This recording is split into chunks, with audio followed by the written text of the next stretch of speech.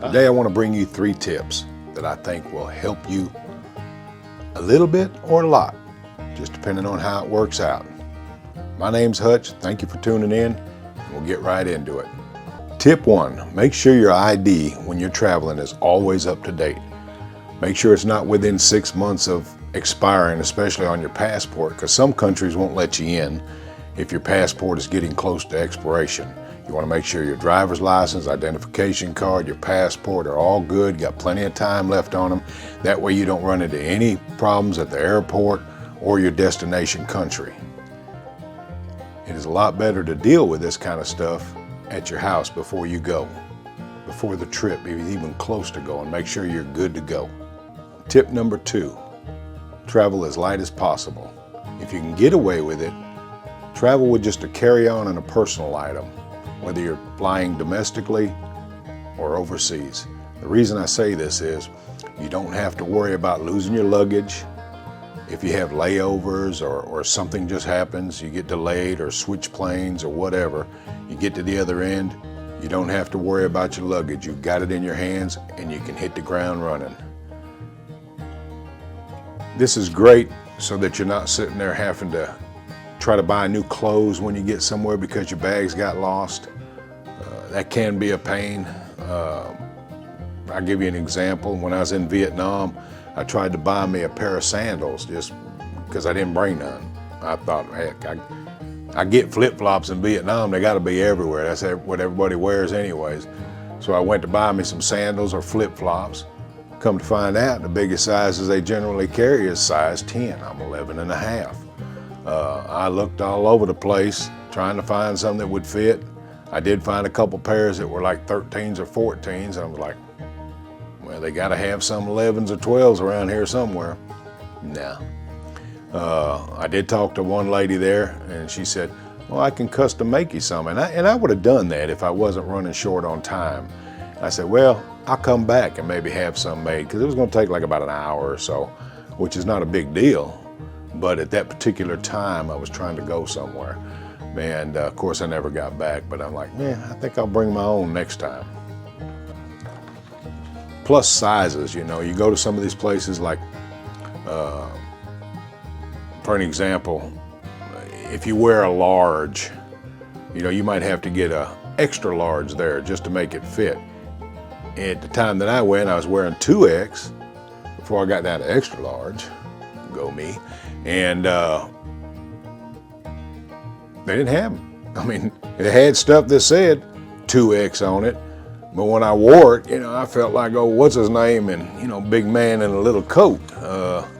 Very uncomfortable. So be careful, unless you buy stuff that stretches and you don't really care how you look. You know, it's up to you. Anyway, tip number 3. When you get someplace and you're going and I know you've done your research, you know what you want to do, you got your itinerary laid out there, you're going to do this and do that. Well, I tell you one thing you should really consider adding to it before you get there is, well, once you get there, not before you get there, is consider going on like a city bus tour. That way you can, you know, it goes around the city, shows you all the touristy spots, of course, and lets you get off and on. They don't hardly cost nothing at all. And you can see some places you thought, well, I'll come back to that place and check it out once I get settled in and, you know, get to roaming about and whatnot. A really good one is the food tours and stuff. You go into these places, you know, where the locals eat, and you try these different dishes, little samples of different stuff. And that comes in handy, especially in a foreign country when you're not 100% sure on what you're eating. You know, you can try this stuff on the tour and you'll be like, okay, let me write that down in my little notepad. I'm gonna order that when I go to a restaurant on my own. You know, I like it, or I'm gonna stay away from this thing here. It looks like a duck that's still alive. It just depends on what you like. And this way is a good way to do it, instead of trying to go to a restaurant reading a menu you don't hardly understand and just saying, well, you got any pictures? What does it look like? Or trying to communicate what's in this thing, you know?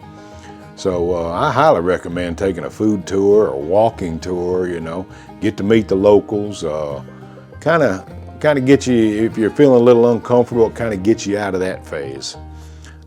And it's it's pretty cool, you know. That way you can set your agenda from then on about like, oh yeah, I saw this place, I'm gonna go check it out when I got a little more time, or I'm gonna go get me another bowl of that stuff. It was pretty good. Anyways, if you got any kind of value whatsoever, even just a little bit of value out of this, consider poking that like button on the head one time.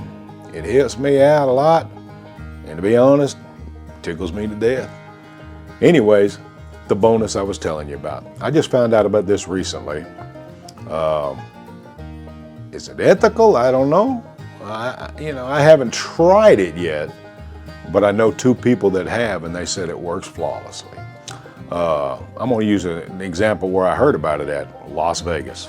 Okay, you go to Las Vegas, you get a room.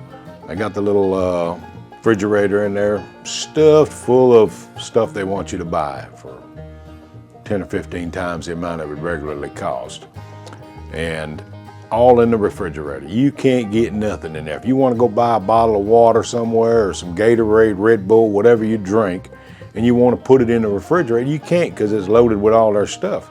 Now, if you take all their stuff out of it, use the refrigerator, and then try to put all their stuff back in, they got these little sensors in there, and they're going to charge you like a $75 restocking fee, which I think is a crock. That's just me, though. It's just one way they try to get an extra dollar out of you, like they ain't getting enough in some of these places. So what I was told, and I'm definitely going to try it because I heard it as I was leaving Las Vegas, is that you call down to the desk and you tell them you need an extra refrigerator for your medicine to keep it cool. They will send you up a refrigerator. They don't ask you what kind of medicine. You don't have to prove nothing, I guess, because of HIPAA laws or whatever. Now, like I said, personally, I haven't tried it, but give it a try if you think. I'm going to try it next time because I'm tired of running down the hallway to get a little bucket of ice to pour in my bathroom sink, to put my bottles of water in there, or an orange juice, or leaving a little bit of milk or something. And you wake up in the morning and the milk is room temperature, as is the orange juice and the water, which I can drink water room temperature, but I ain't drinking no milk room temperature. Anyways, give it a try. Tell me what you think. And if you feel like it, also hop over to my blog. I've got a little traveling blog I can get together there, and it's coming along pretty good. If you'd like to check it out, it's at justoldhutch.com. That's justoldhutch.com. Sign up for my newsletter. I'm not selling nothing on there yet, but who knows? I ain't figured that part of this whole thing out, but check it out. I got some good posts on there about traveling. You might like it. Anyways, I'll talk to you next time. Take care and hope to see you out there somewhere.